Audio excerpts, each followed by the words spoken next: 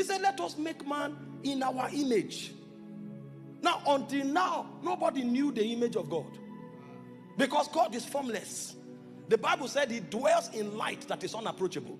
So when God wanted to articulate his image, it's like the job of an artist. When God wanted to put his dimensions together, to give you an idea what it looked like, the project he put together to reveal to you his image, in case you don't know who he is when he began to create man. So when the angels saw man, that was the first time they saw the real image of God.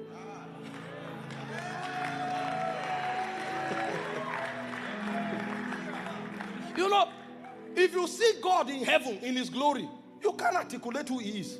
When Gabriel saw him, he said from his face, his waist upward was like the sun in his strength. So you can't see him. In fact, the Bible says he's a light that is unapproachable.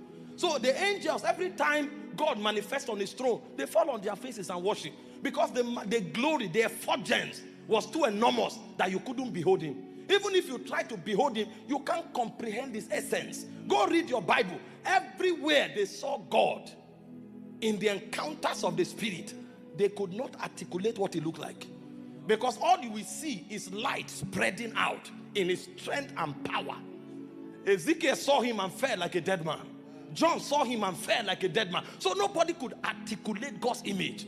Until he created man, there was no way you could expressly say and define what God looked like. So when God wanted to express his image, he said, let us create a being called man.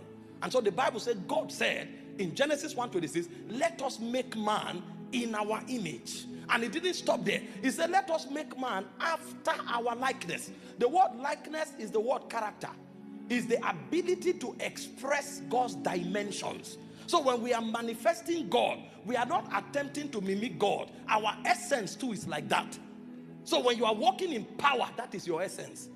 Power was built into your system.